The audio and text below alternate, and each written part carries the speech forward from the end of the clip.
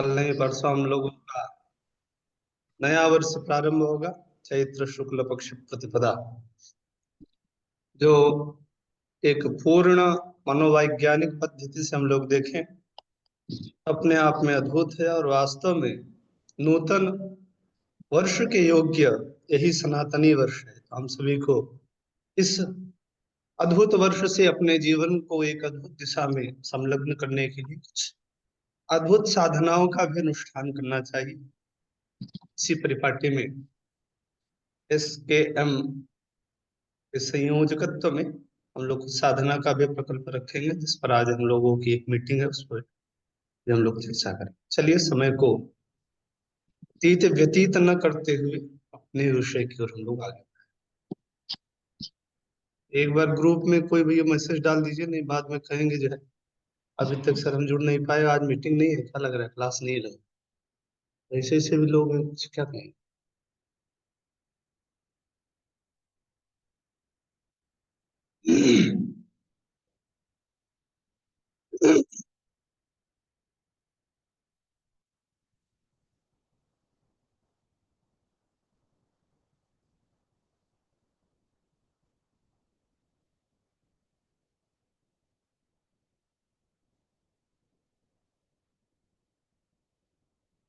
चलिए कोई आज मंगलाचरण करिए आप में से।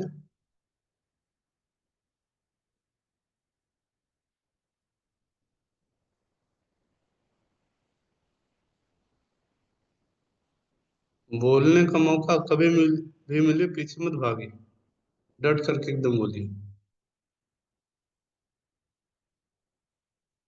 ये तक चलेगा ना।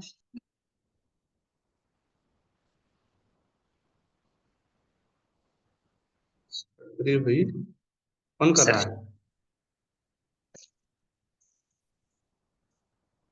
चलिए मैं कोशिश करूंगी। हाँ हरिओम, कोशिश प्रणाम करिए। सभी को। यथास्थान कमर गर्दन सीधी कर कर दोनों हाथों को जोड़ते हुए प्रणाम मुद्रा में पतंजलि योग सूत्र का पाठन कर रहे हैं, तो पतंजलि गुरु को और ऋषि को याद करते हुए ओम आबाहु पुरुषाकारं योगेन चित्तो शंख चक्रसीधारिणां सहस्रशीर्षं श्वेतं सहस्रशीर्षं श्वेतं प्रणमामि पतंजलिं प्रणमामि पतंजलिं। ओम शांति शांति शांति। चेहरे पे प्रसन्नता, दोनों हाथों का घर्षण। इस दिव्य ऊर्जा को, दिव्य ऊष्मा को अपनी बंद आंखों पर, माथे पर, चेहरे पे लगाते हुए प्रसन्नता के साथ आंखें खोलें। हरिओम तत्सत। प्रणाम। बहुत सुंदर। एक बार इसका अर्थ भी बताइए आप, अभी जो श्लोक से आपने वंदना की है।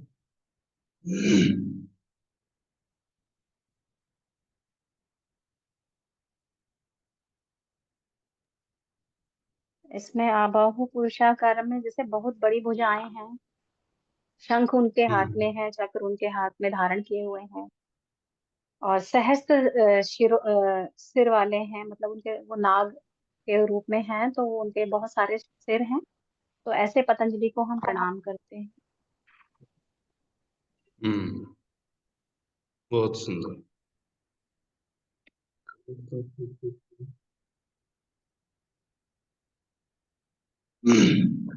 हम्म। चलिए तो आगे चला जाए ना।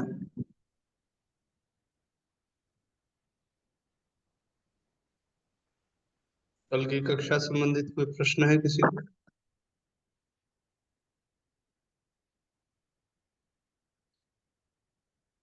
पहले हम लोग योग सूत्र का पाठ कर लेते हैं, आगे विचार।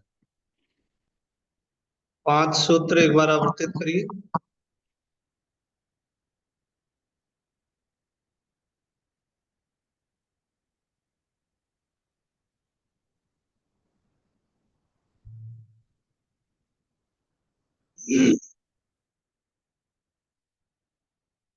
शुरू से बोलते हैं हम लोग। अथ पातंजल योग दर्शनम समाधिपादः अथ योगानुशासनम्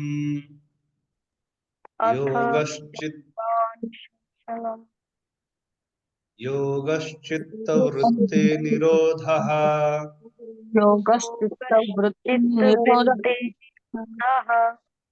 तदा द्रष्टुः स्वरूपेऽवस्थानम् तदा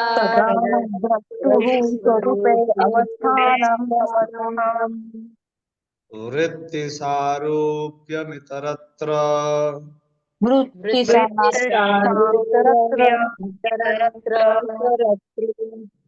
वृत्तयः पञ्चतयः क्लिष्टाः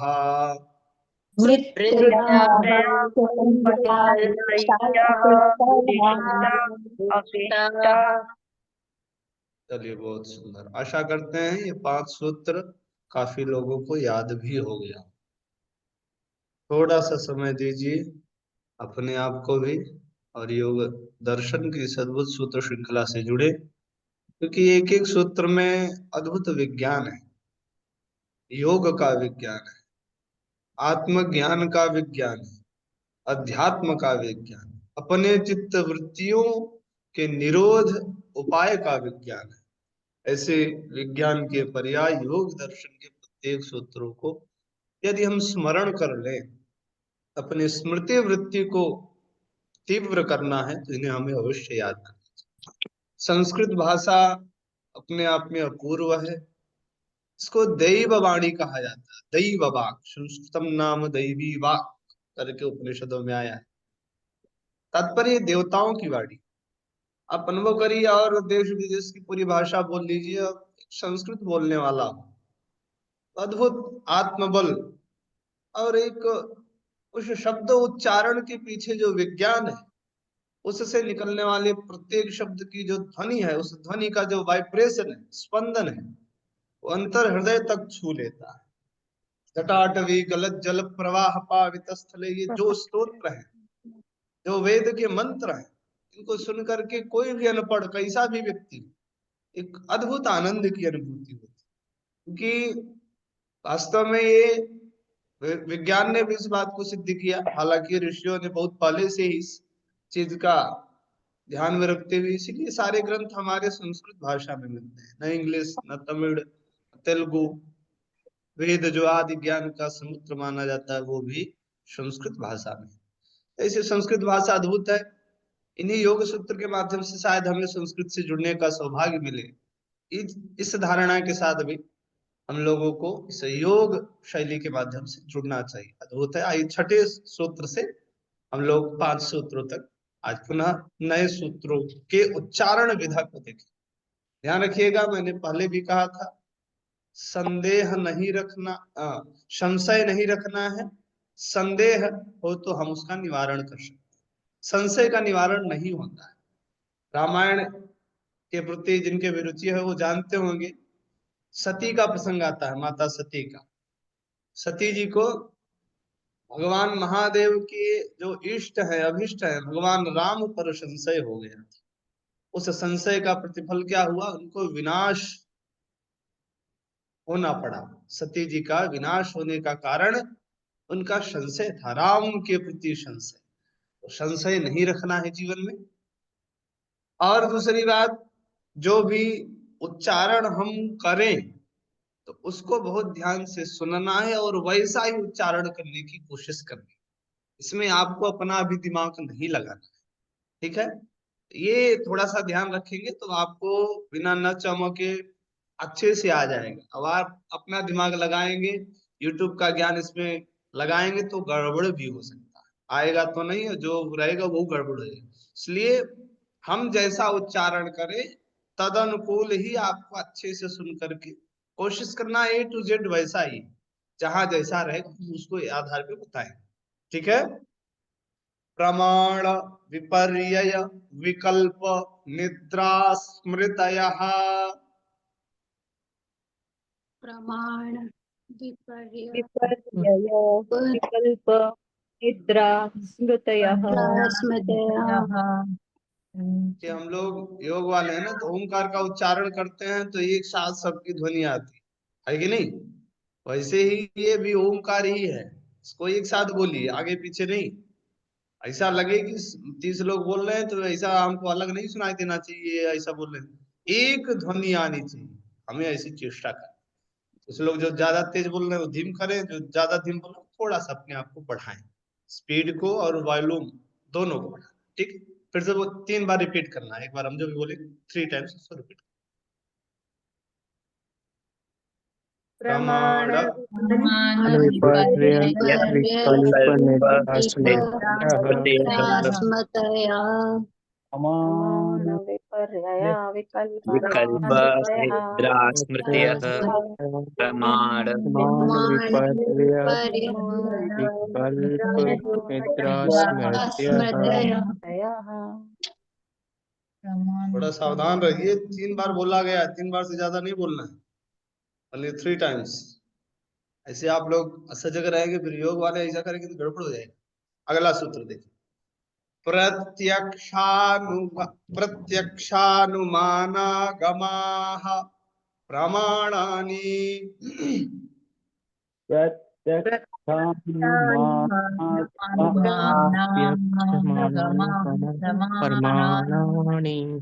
प्रत्यक्षानुमानागमाः प्रमाणानि प्रत्यक्षानुमानागमाः प्रमाणानि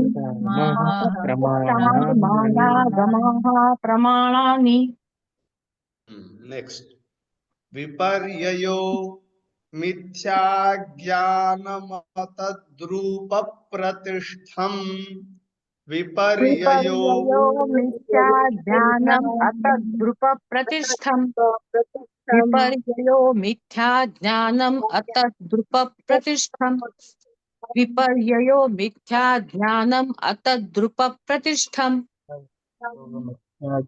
शब्द शब्द ज्ञानानुपाति वस्तु शून्यो विकल्पः शब्दज्ञानानुपाति वस्तुशून्यो विकल्पः शब्दज्ञानानुपाति वस्तुशून्यो विकल्पः शब्दज्ञानानुपाति वस्तुशून्यो विकल्पः वस्तु शून्यो दीर्घ है, जहाँ बड़ा छोटा उसको ध्यान रखना, वस्तु शून्यो विकल्पः वस्तुशून्यो विकल्पः वस्तुशून्यो विकल्पः शब्दज्ञानानुपाति वस्तुशून्यो शब्दज्ञानानुपाति विकल्पः वस्तुशून्य विकल्पः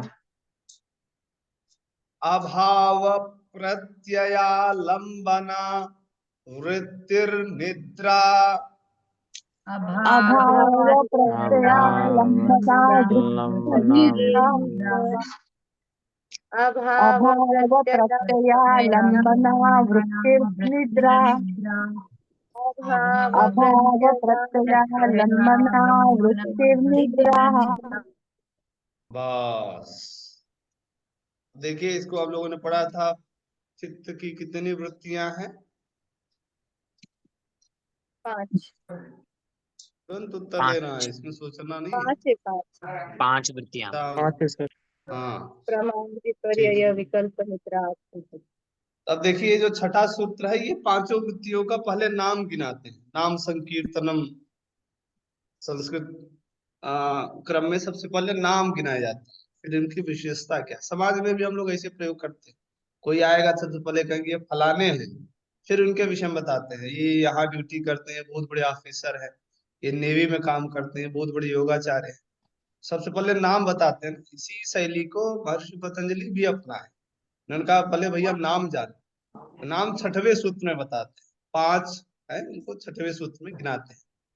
प्रमाण, विपर्यय, विकल्प, निद्रा, स्मृतया। स्मृतया ये बहुवचन का, इसमें स्मृति शब्द है, सबको मिला देंगे तो सामासिक पद बनेगा स्मृतया, बट अलग अलग जब हिंदी में व्याख्या करते समय उस समय स्मृतया नहीं बोलना है, स्मृति इसको। ये 5 चित्त की वृत्तियां हैं, ये 2 प्रकार की है, ये 5 वृत्तियां, इनका 2 विभाग है।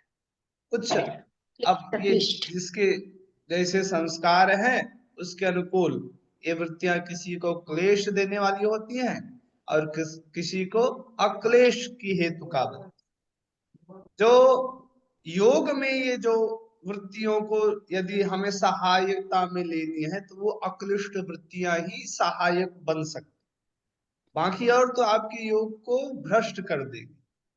और जो वृत्तियां हैं योग साधना के क्रम को, जय श्री राम, नमस्ते, अन्य जो वृत्तियां हैं वो योग साधना के क्रम को आपके इतस्ततः कर सकते, इसलिए अक्लिष्ट जो वृत्तियां हैं उन्हीं को हमें अपनाना है, उनका स्वरूप ध्यान करके। तो सबसे पहले प्रमाण है, प्रमाण वृत्ति को बताने के लिए 7वां सूत्र आया, प्रत्यक्ष अनुमान आगमाः। इसको अलग अलग करेंगे तो प्रत्यक्ष अनुमान आगमः, एक साथ मिला देंगे तो बहुवचन हो जाएगा, प्रत्यक्षानुमानागमाः, रामः रामौ रामाः की तरह बहुवचन का है, अर्थात 3 अथवा 3 से ज्यादा जहां भी होता है वहां संस्कृत में बहुवचन आ जाता है। यहाँ आगमाः ये बहुवचन अर्थात 3 को दर्शा रहा। प्रत्यक्ष पहला प्रमाण है, अनुमान दूसरा प्रमाण है और आगम तीसरा। ये सांख्य और योग का मत है, ध्यान रखिएगा। न्याय दर्शन का अलग मत है, वो 4 प्रमाण मानता है। वैशेषिक का अलग है, वेदांत का अलग है, सबके अलग अलग। ये अभी हम जो लोग पढ़ रहे हैं ये योग दर्शन के मत के अनुसार 3 प्रमाण माने जाते हैं, तो बड़े ही वैज्ञानिक है। प्रत्यक्ष अनुमान आगम, इनको प्रमाण शब्द से कहा गया है, ठीक है।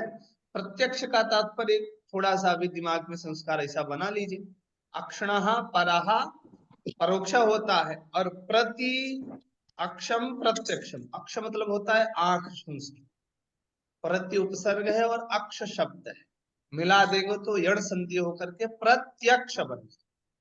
प्रत्यक्ष का तात्पर्य जैसे हम लोग कहते हैं ना प्रत्यक्ष, देखिए हो क्या प्रत्यक्ष, कोर्ट भी देखिए इस दर्शन की श्रृंखला को कोर्ट भी मानता है, इन्हीं 3 के अनुसार कोर्ट भी न्याय करता है। या तो आप प्रत्यक्ष देखे हो तो उसके लिए रिकॉर्डिंग वीडियो आजकल ये सब जो है, कोई लड़ रहा था तो कैसे देखे हैं, तो देखे हो तो क्या कुछ रिकॉर्ड किए हो तो उसको लाके जब हम लोग प्रूफ जमा करते हैं तब कहता है ठीक है मान लेता। तो दूसरा अनुमान है, अनुमान का तात्पर्य है, अब जैसे हम लोग पुराने आप अभी भी कभी बारिश हुई हो सुबह और वहां से कोई रेत रहे या फिर जो है माटी रही हो, वहां से कोई चरपहिया लेके जाए तो चरपहिए के निशान पड़ जाते, अथवा शेर कोई खूंखार जानवर आए तो उसके पंजों का निशान पड़ जाता। तो हम लोग सुबह जब उठते थे तो देखे अरे ये तो यहाँ शेर आया था, यहाँ गांव में भयानक सावधान रहना पड़ेगा। उस पैर को देख के हम लोग अनुमान लगा लेते थे शेर का। इस अनुमान के प्रति भी प्रत्यक्ष कारण होना चाहिए। जो कभी शेर नहीं देखा है, जो कभी गाड़ी नहीं देखा है, वो पहिए देख करके, पहियों के चिन्ह को देख करके भी अनुमान नहीं लगा सकता कि यहाँ से गाड़ी गई। तो उस अनुमान प्रमाण के प्रति भी प्रत्यक्ष मूल होता है, इसलिए सबसे पहले प्रत्यक्ष को रखा। फिर कहे हमने देखा भी नहीं है और हम अनुमान भी नहीं लगा सकते हैं, तो क्या और कोई है सिद्ध करने के बाद, तो कहे हाँ आगम प्रमाण है। आगम प्रमाण का सरल शब्दों में समझिए, जो शब्द के माध्यम से सिद्ध किया, जिसको शब्द प्रमाण भी कहते हैं। शब्द प्रमाण का तात्पर्य है कोई यथार्थ वक्ता हो, जो ऐसा सिद्ध पुरुष हो, जो अब हम लोग हैं सब कहेगा कोई नहीं मानेगा, वही अभी बागेश्वर धाम का देंगे भैया ऐसा करो ये होगा तो सब मानेंगे। क्यों? क्योंकि अभी वो सिद्ध है, उनका एक अस्तित्व है। तो यथार्थ वक्ता जो यदि बात को कहता है तो वही मान लिया जाता है। प्रधानमंत्री अभी कोई बात कहे कि भारत खतरे में है, आप लोग सावधान हो जाइए, सब सावधान हो जाएंगे, वही कोई भी चिल्लाता रहे कोई नहीं सुन पा।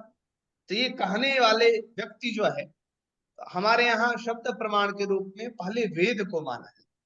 अब ईश्वर के विषय में न तो हम प्रत्यक्ष उसको देख रहे हैं, देख ही सकते हैं क्योंकि उसका एक अलग लेंस है, उसको उस डिजाइन में जब साधना में अपने आप को साधेंगे तभी देख सकते हैं। अनुमान तो कर ही नहीं सकते, प्रत्यक्ष इंद्रिय जन्य नहीं है। और तो कहे कैसे ईश्वर को जाना जाए, तो कहे आगम प्रमाण से आप जानिए। हमारे वेदों शास्त्रों ने जिस तरह से उसको विवेचित किया है, उसके अनुकूल आप उसके स्वरूप की साधना करते हुए एक दिन आएगा। हमारे यहाँ कई लोगों ने देखा है, गोस्वामी तुलसीदास, मीराबाई, अनेक ऋषि महर्षि हैं। महर्षि पतंजलि जी ने जिस ईश्वर का साक्षात्कार किया उसको आपको बता रहे हैं इसमें। तो ये आगम प्रमाण के माध्यम से सिद्ध हो सकता है। ये तीन तरह से किसी वस्तु को सिद्ध करने का क्रम होता है। अब प्रमाण के बाद आता है विपर्य। कल हमने बताया था विपर्य को उल्टा समझना, जो जैसा नहीं है। यहाँ बहुत अच्छी इसकी परिभाषा करते हैं 8वें सूत्र में। विपर्य क्या है विपर्य? तो कहते हैं मिथ्या ज्ञानम। ज्ञान उसमें विशेषण लगा है मिथ्या ज्ञान। एक तो अच्छा ज्ञान और एक गड़बड़ ज्ञान, दो तरह का संसार में कोई लिख करके देखा है मिथ्या ज्ञान।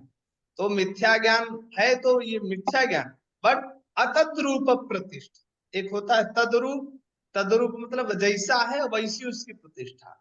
एक व्यक्ति है काला काला है, उसको काला ही लोग जानते हैं, इसमें कोई समस्या नहीं, परंतु ये तद्रूप प्रतिष्ठित हुआ।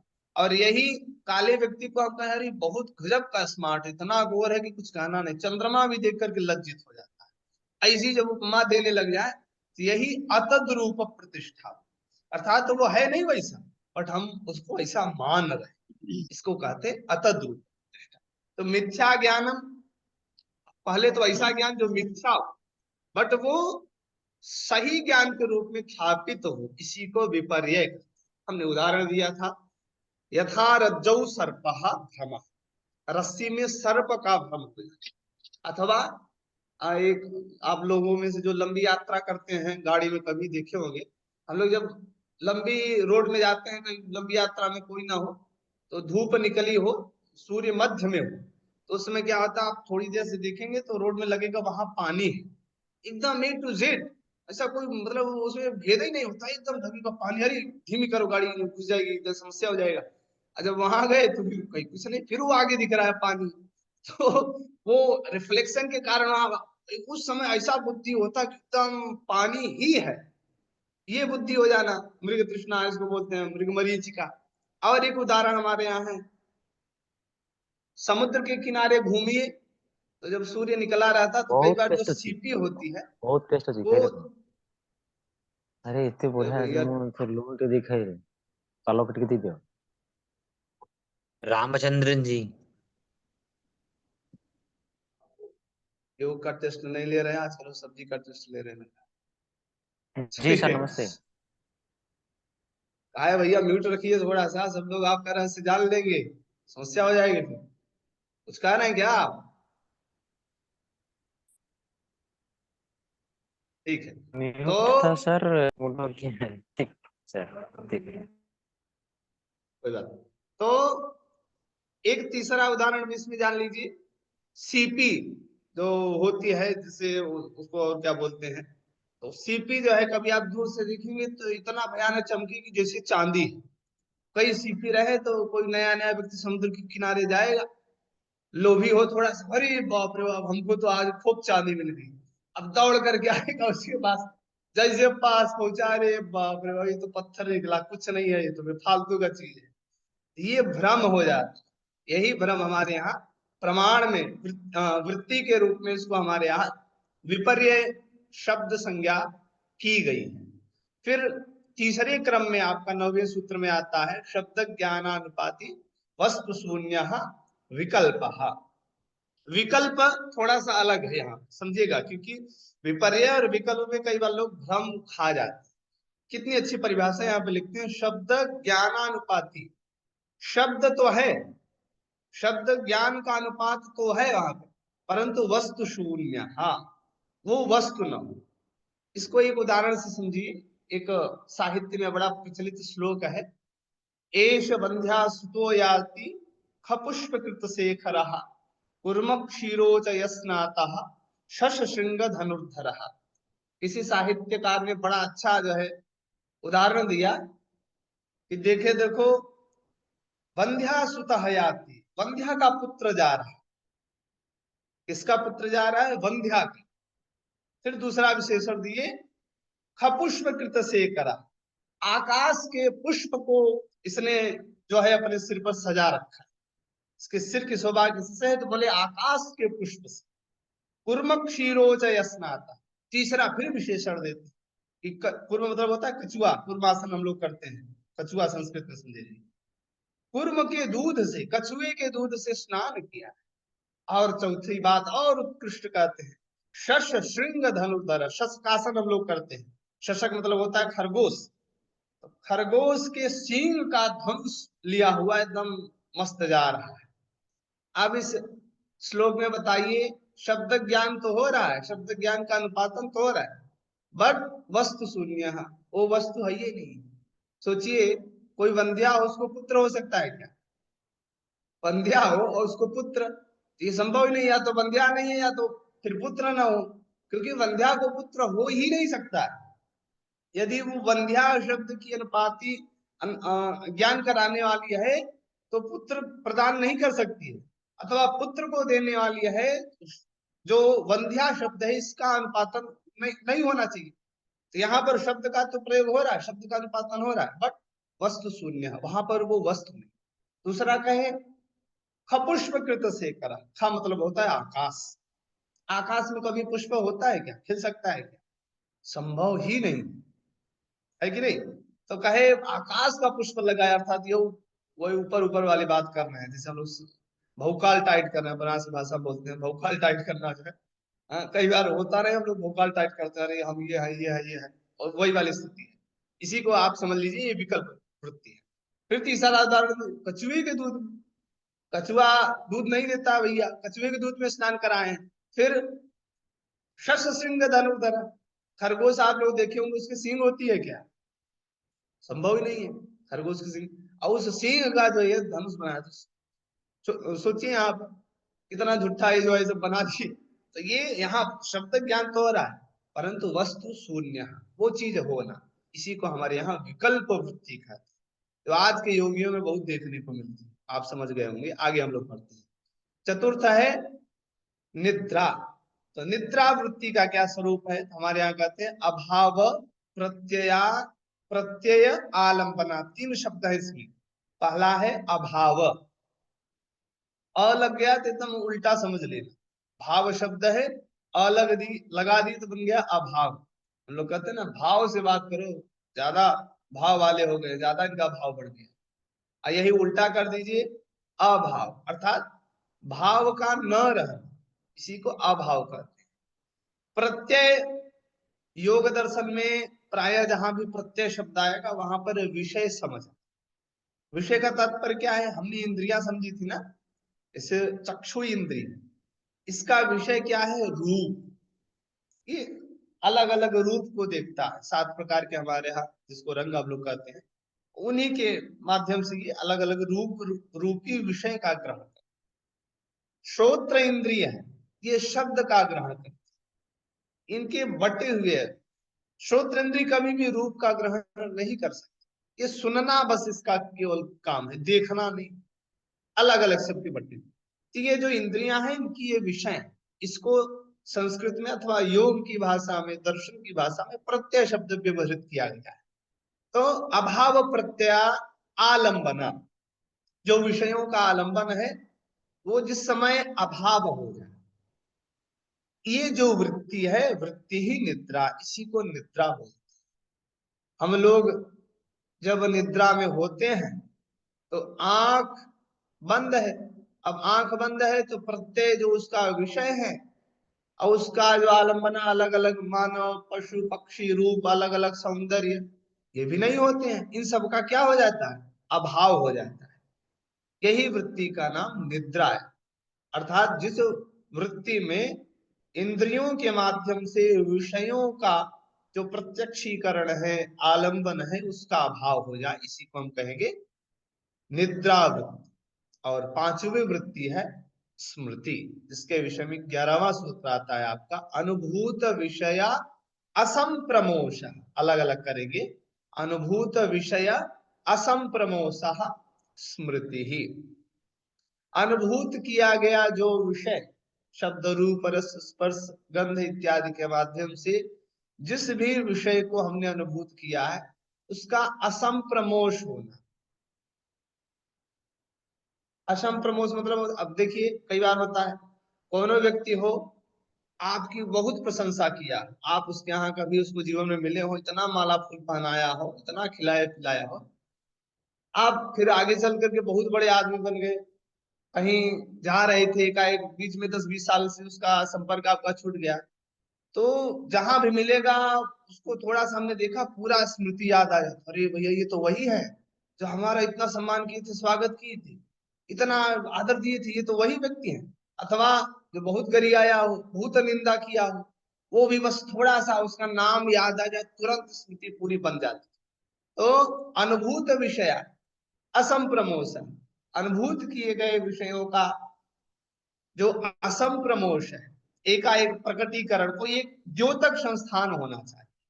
वो जब तक संस्थान नहीं मिलेगा तब तक वो आपको स्मृति बनेगी नहीं, वो याद नहीं आएगी। इसी तरह से योग सूत्र को स्मृति में यदि ले जाना है तो एकदम अच्छे से उसको अंदर पटल तक, जो हमारा आंतरिक हृदय पटल है, वहां तक उसको अच्छे से बैठा करें, जब आप स्मरण करेंगे तो अच्छे से बैठ जाएगा। इस तरह से ये 5 हमारी वृत्तियां थी, इनको थोड़ा सा अभी हमने बताया है, आगे हम लोग अच्छे से देखेंगे। ठीक है, अब हम लोग आते हैं योग दर्शन की तरफ। सेट दिख रहा है?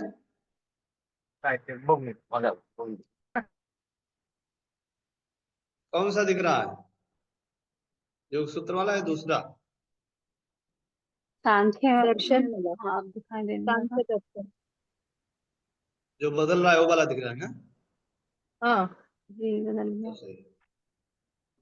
चलिए, योग तो अंतराय। पहले तो जो है आप में से कोई रखिए, कहाँ तक हम लोगों ने समाधिपाद में जाना है, क्या क्या जाना है, सूक्ष्म में थोड़ा सा 2 कल मिनट हमने योग रखिए। अंतराय तक पढ़े थे। योग अंतराय में सीधे टपक पड़े या उसके पहले भी कुछ पढ़े हैं? कहाँ से योग अंतराय आ गया पूरा बताइए। अभ्यास वैराग्य, पहले अभ्यास वैराग्य था, फिर ईश्वर का प्रणिधान। क्या ईश्वर का? प्रणिधान और इसके बाद संतराय। ऐसे नहीं, जिस क्रम से हम बताए थे वैसे आपको बताना पड़ेगा।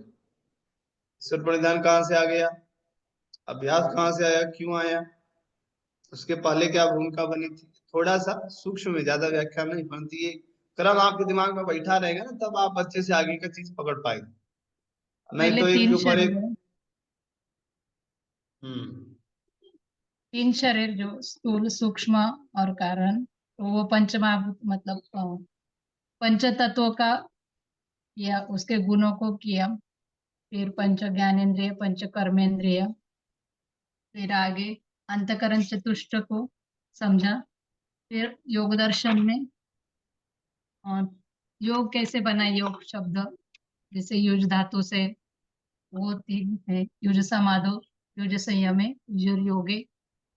फिर दर्शनों का किया, दर्शन 6 दर्शन कौन से, उनके गाता कौन है वो।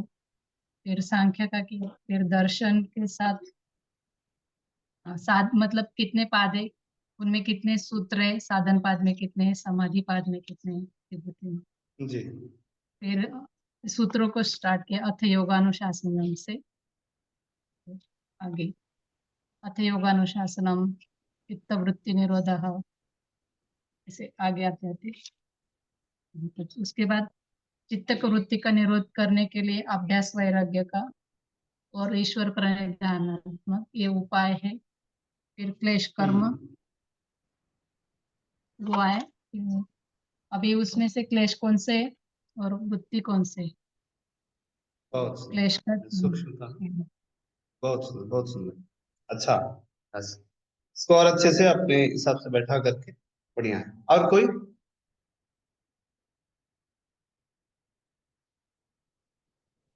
जो इनसे छूट गया हो उस विषय को लेके, और कोई यदि इनको लग रहा हो?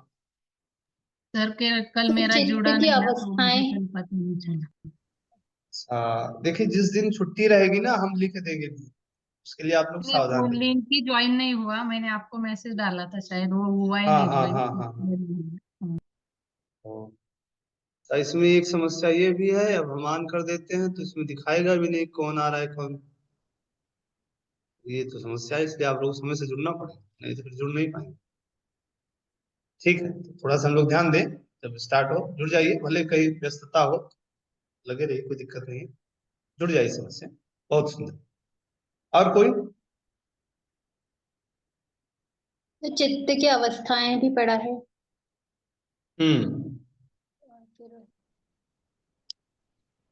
और चित्त की वृत्तियां को दूर करने के लिए जो उपाय होते हैं, चित्त की वृत्तियां उनको दूर करने के लिए फिर अभ्यास वैराग्य पे, फिर उसके उसमें बताया ईश्वर प्रणिधान, फिर ईश्वर कौन है, ईश्वर का क्या स्वरूप है।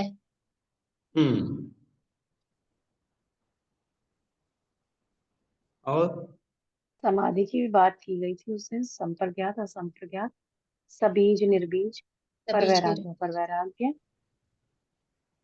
और क्लेश बताया था। कल योग अंतराय की बात की गई थी कि योग साधना की में बाधित देखिए करती है समाधि, योग। हाँ एक मिनट, समाधि अभी हमने योग सूत्र के हिसाब से नहीं बताया है, आप में से कोई पूछा था इसलिए हमने रखा था, बट अभी समाधि इसमें आया नहीं है, समाधि लास्ट में। यही समाधि पाद का जब जैसे अभी अभ्यास वैराग्य साधन बता रहे हैं, फिर ये जो शत्रु आ रहे हैं, ईश्वर का स्वरूप, ये सब बताने के बाद लास्ट में समाधि को बताया है। इसलिए महर्षि पतंजलि के अनुसार कहीं व्याख्या करते समय यदि आप कहें तो ऐसा शुरू में नहीं रहे, ठीक है ना, क्योंकि समाधि बहुत ऊपर की चीज है, आप बहुत कह देंगे कोई मतलब नहीं है।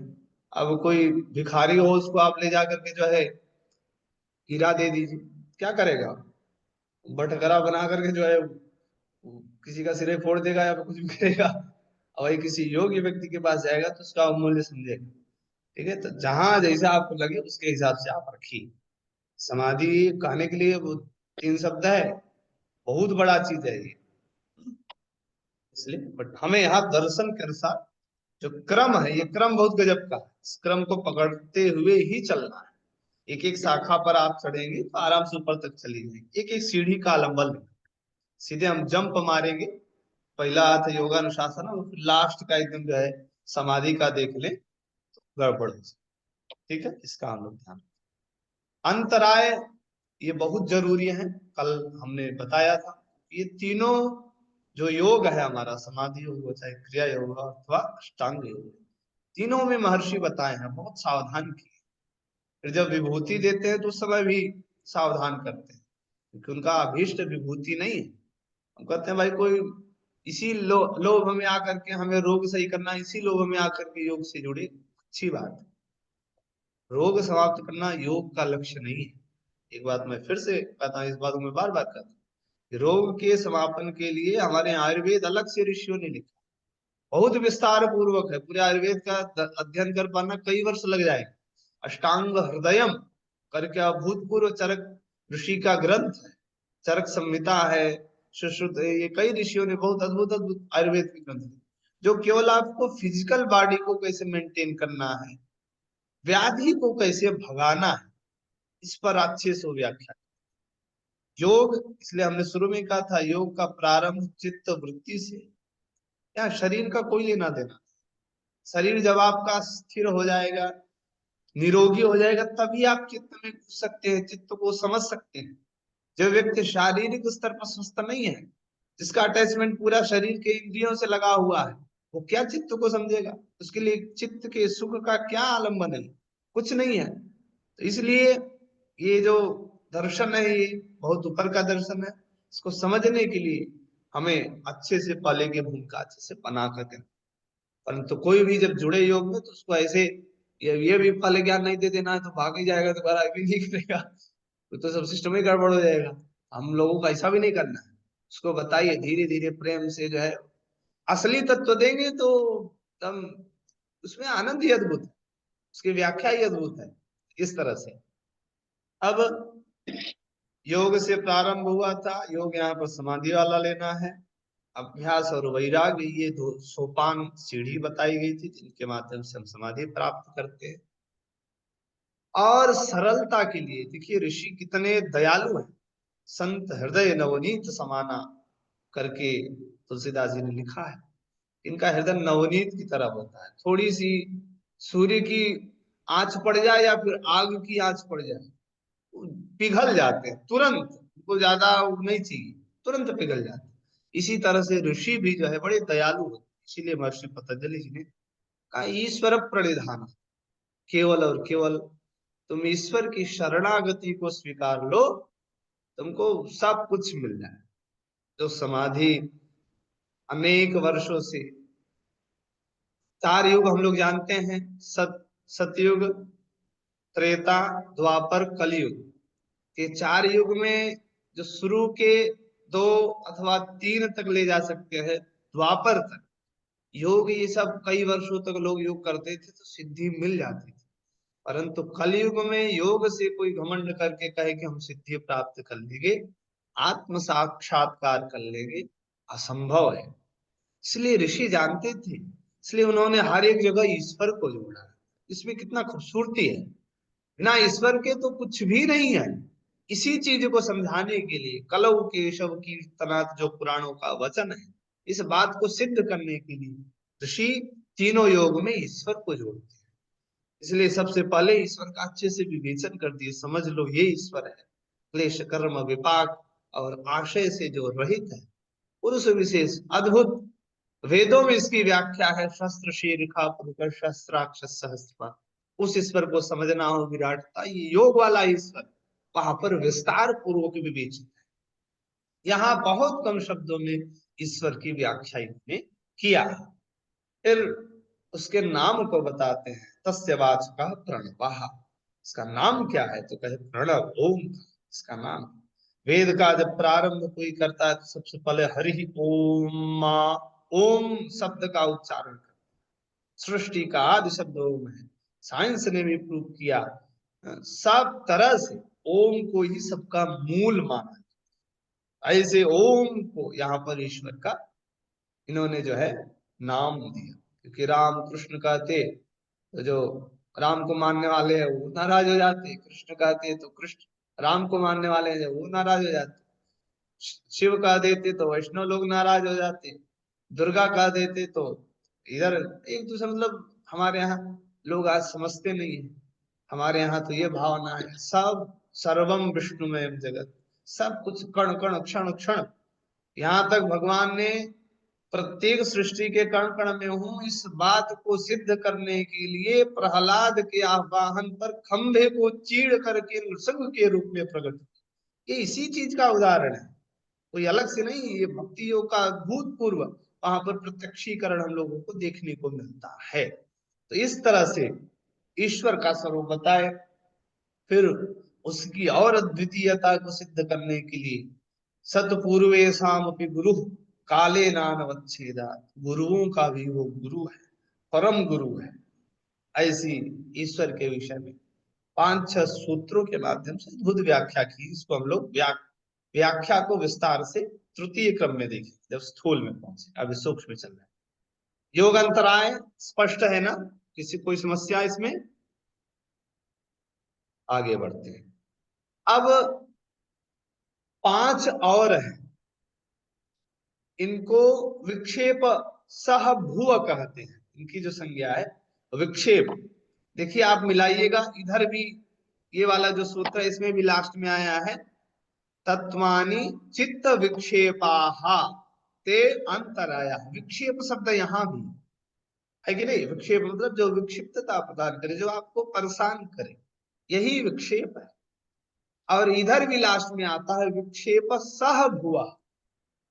विक्षेप शब्द से पकड़े रहिएगा कि ये आपको कष्ट देने वाले हैं, ये आपको सुखी नहीं होने देंगे, आपकी योग साधना को सिद्ध नहीं करने देंगे। कौन कौन है तो नाम गिना, दुख, दौर्मनस्य, अंग में जयत्व, श्वास प्रश्वास, हाथ में गिन लीजिए। पहला है दुख, दूसरा दौर्मनस्य, तीसरा अंग में जयत्व, चौथा श्वास और 5वां प्रश्वास।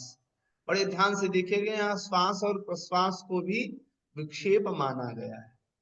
इतनी सूक्ष्मता से चिंतन करते हैं ऋषि। कहीं अरे भैया ये क्या बात करें आप, श्वास प्रश्वास जो है ये कैसे जो है विक्षेप हो सकता है? व्याख्या से हम लोग इसको समझें। तो सबसे पहले दुख है। दुख कितने प्रकार का होता है? तीन। कौन कौन? अधिभौतिक, अधिदैविक, अधिदैविक, अधिदैहिक, अध्यात्म। गड़बड़ हो गया, फिर से बोलिए। आधिभौतिक, आधिदैविक, आध्यात्मिक। हाँ ठीक है। क्रम से किसी को मालूम है इसका क्रम क्या है सही? आध्यात्मिक, आदि भौतिक और आदि दैविक, बहुत सुंदर, एकदम सही। ये क्रम इसका सही क्रम है जो आपके सांख्य दर्शन में आया है, त्रिविध दुख, उसमें से यही क्रम सही है। सबसे पहला है आध्यात्मिक, आध्यात्मिक, फिर दूसरा है आधि भौतिक, और तीसरा है आधि दैविक। ये भी उसी तरह से समझिए, स्थूल सूक्ष्म कारण, तीन में ही हम सारा घटा देंगे आपका, तीन से आगे जाने ही नहीं देंगे, ठीक है ना? बस उसको दिमाग आप अच्छे से रखिए। तो सबसे पहला आध्यात्मिक। अब कोई कहेगा भैया आध्यात्मिक है तो जो आध्यात्मिक व्यक्ति होता है उसको भी दुख मिलता है? तो कहे भाई ठहरो, रुको, रुको जरा, सही से समझो। यहाँ पर आध्यात्मिक का तात्पर्य क्या है? आध्यात्मिक ये जो दुख है ये दो प्रकार के। कौन कौन है? नहीं मालूम, लिखिए इसको। कर्मों के, शारीरिक, कर्मों के थे क्या? नहीं नहीं, लिखिए इसको। शारीरिकम मानुषम च, शारीरिक और मानसिक, अच्छा, ये जो आध्यात्मिक दुख है इसका दो विभेद माना गया, शारीरिक और मानसिक। सर भावनिक भी होगा? भावनिक नहीं, मानसिक में ही नहीं वो आ हो। गया, भावना, भावनात्मक जो मन में ही आ अलग से। तो दर्शन में जिस क्रम से इन्होंने रखा है ये दो ही है, ठीक है? तो ये स्पष्ट है शब्द से, शारीरिक अर्थात शरीर से जो दुख हो उसको हम शारीरिक कहेंगे। कोई अंग में एकाएक कोई रोग हो जाए, कट पिट जाए, मतलब अंग विशेष, शरीर विशेष से जो दुख होने वाला हो, वो शारीरिक दुख आध्यात्मिक दुख के कोटि में आता है, पहले वाला। और इसी आध्यात्मिक दुख का जो एक, अब कहे भाई शरीर से तो हम फिट हैं बट ये दिन भर बड़ा दुखी रहता है, क्या कारण है इसका, कोई उपाय बताइए? तो कहीं मानसिक रूप से दुखी। मानसिक रूप से कैसे दुखी हो सकता है? कोई ऐसी बात बोल दे, कोई ऐसी बात सुन ले, कोई ऐसी बात देख ले, तो ये इंद्रियों के माध्यम से मन विशेष में जो आघात होता है, कष्ट होता है, इसी को हम मानसिक दुख कहते हैं। स्पष्ट है? फिर दूसरा दुख हमारा आता है आदि भौतिक। भौतिक शब्द में भूत है, इसको भूते भव भौतिक है। तो भूत से वो भूत नहीं लेना है, भूत प्रेत वाला। आजकल भूत कहिए तो लोग कहेंगे अरे भैया ये भूत से दूर ही रखो। भूत का मतलब होता है पंच पंचभूत। महाभूत, हम लोगों ने सुना। ये पांच महाभूत का एक तो अर्थ ये होता है, और यहाँ भूत का मतलब प्राणी समझना है। भूत मतलब प्राणी भी होता है, भौतिक शब्द है ना, तो भूते भव अर्थात जो अर्थ वही है, पांच भौत से जो बना उसको पांच भौतिक अथवा भौतिक कहे। आदि भौतिक शब्द है, भौतिक का तत्व। अब जो भी जीव पशु पक्षी जो भी है, शेर सिंह श्रृगाल, ये सब क्या है? ये पांच तत्वों के ही तो मिश्रण है, पिंड है। ये सबसे जो कष्ट, कहीं जंगल में जा रहे थे, एक कुत्ते दौड़ा के खा लिया, कष्ट हो रहा, भयानक रो रहे हैं, काय कैसे कष्ट हो गए? तो कहिए आदि भौतिक कष्ट है, ये भूत ने, कोई प्राणी विशेष ने हमको कष्ट दिया।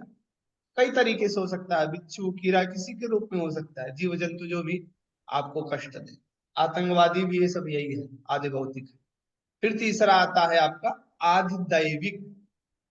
दैविक शब्द का देव विशेष है, देव, देवे भव दैविक, दैवीय आपदा जिसको हम लोग सरल शब्दों में कहते हैं। एकाएक अनावृष्टि, आवृष्टि, इतना बरस दे, इतना बरस दे कि पूरा इलाका डूब जाए, अथवा कई वर्षों तक वर्षा ही न हो, उससे भी लोग मरेंगे, ज्यादा वर्षा हुई तो भी मरेंगे। ये देवताओं के, इंद्र जो हमारे यहाँ मेघ के देवता माने जाते हैं, उनके ऊपर है ये। तो देवताओं के माध्यम से ये सब होते हैं। एकाएक अग्नि ज्यादा लग जाए, जल का स्तर बढ़ जाए, तो ये अलग अलग है इनके, अर्थात देवताओं के माध्यम से बिजली गिर पड़ना, एकाएक भूस्खलन हो जाना, ये सब जो है आपके तृतीय कोटि ज्ञान। ठीक, तो इस तरह से हमारे यहाँ त्रिविध दुख माना गया। तो ये जो 3 प्रकार के दुख, ये भी विक्षेप है। देखिए कितनी लंबी व्याख्या केवल दुख की होगी। ऐसे एक एक को हम लोग पकड़े तो बहुत लंबी व्याख्या हो सकती है, उतना अभी हमें डीपली नहीं जाना है। दुख समझे रहिए, क्योंकि आप लोग योग से जुड़े हुए हैं, इसलिए सब बताना जरूरी है। दुख हो गया, ये भी आपको विक्षेप, किसी प्रकार का मानसिक दुख हो, किसी प्राणी आप अंदर तक एक बार जोड़ देता है। तो बीमार पड़ जाए, उससे जाके देखिए, पूछिए, चेहरा मनोस्थिति बिगड़ जाती है तो पूरा। बहुत ही बड़ा योगी हो तो दूसरी बात है, जो शरीर से ऊपर उठ चुका हो। योगी हालांकि वही होगा जो शरीर से ऊपर उठा हो, इंद्रियों से ऊपर उठा होगा, चित्त के वैमनस्यता से ऊपर उठा होगा, वही योगी होगा। तो उसके लिए सब नहीं होता दुख। दूसरा है दौर मनस्य। दौर मनस्य में पकड़िएगा, मन शब्द है लास्ट में, और दुरुपसर्ग है।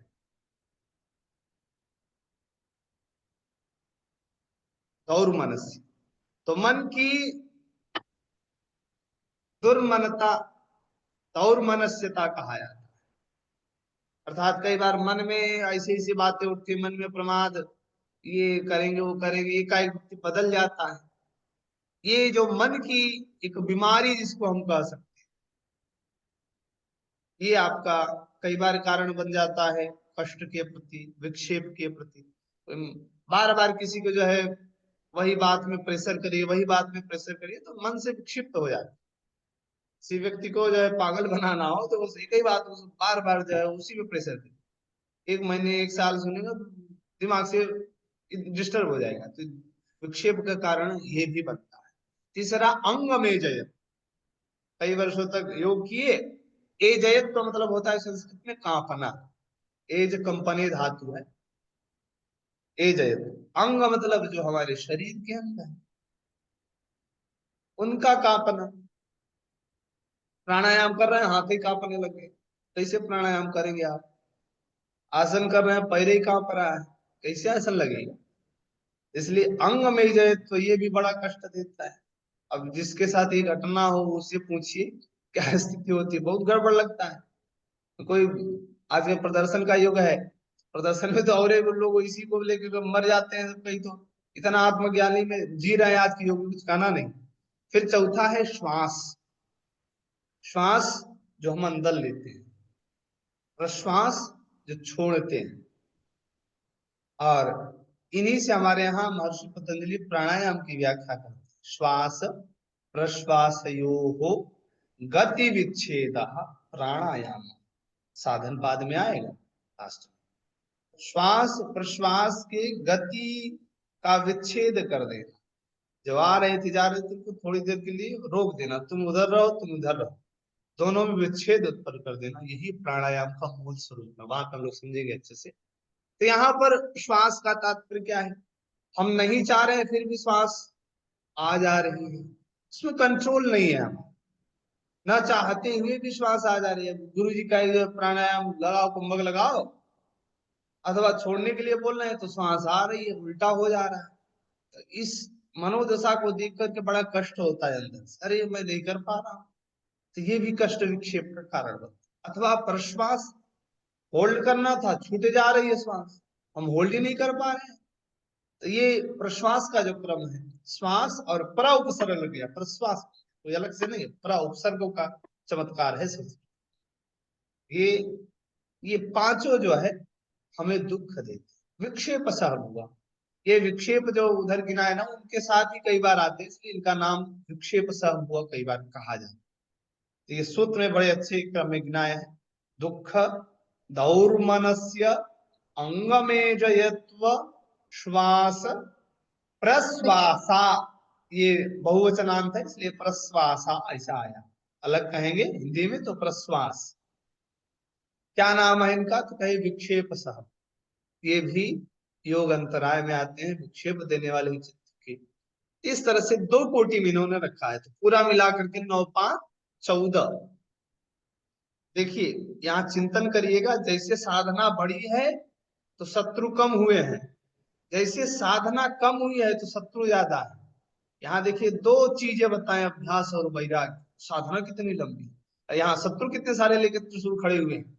पूरे जो है व्याधि से लेकर के प्रश्वास तक पूरे 14 लेकर तैनात हैं। ऐसा ला थोड़ा भी गड़बड़ किए तो ठोक ही देंगे। तो इनसे बहुत बच करके, इसलिए समाधि योग इतना सरल नहीं है। ठीक है, जैसे उधर बढ़ेंगे तो उधर कम है, आपको हम दिखाएं। ठीक है, ये रहा। अब प्रश्न हुआ भाई आप गिना दिए शत्रु हैं, इनसे बचना कैसे, अब उपाय सर, भी तो बताइए। सर क्षमा कीजिए, हाँ मैं बीच में टोक रहा हूँ। मीटिंग के लिए जी जी, मैं मीटिंग ये शेयर कर दे रहा हूँ, तो ये वाला कार्यक्रम अब ठीक आप ठीक जारी ठीक करेंगे। ठीक। हाँ, क्लास बस ये समाप्त। दो, क्षमा कीजिएगा, मैं क्षमा प्रार्थी हूँ पहले नहीं आपको नहीं, बीच, अरे अरे हालांकि अरे वक्ताओं को बीच में नहीं टोकते हैं लेकिन उचित नहीं होता नहीं, है, क्योंकि धीरे धीरे। और बड़ा अच्छा लग रहा है कि 27 लोग जुड़े हुए हैं, मतलब पूरी क्लास 100% फुल अटेंडेंस के साथ क्लास ले रही है ना ये। बहुत बहुत आनंद आ रहा है। आपके जो है योगी एकदम दिव्य हैं, बता तो रहे हैं, अभी तक इतने सारे अरे ये सेशन सब हमने अपने आप लिया। में दिव्य है, मैं आपको बताऊं, ये सब हम्म। अपने आप में दिव्य हैं। सब बड़े अच्छे योगाचार्य हैं, मैं सबको जानता हूँ, सब अच्छे उच्च कोटि के योगाचार्य हैं। और कोई ऐसा नहीं है जिसने टीटीसी ना की हो, कोई ऐसा नहीं है जिसने एमए ना की हो, कोई ऐसा नहीं है जिसने पढ़ाई ना की हो योगा में, वाह मतलब अच्छा जानते हैं खुद भी ये। अगर इनको मौका दिया जाए तो ये भी एक क्लास ले ले, ये ऐसे लोग हैं, है ना। निश्चित निश्चित, बड़ा बहुत चयन करके आनंद हम आता लोगों है ने सर। छात्रों को लिया है।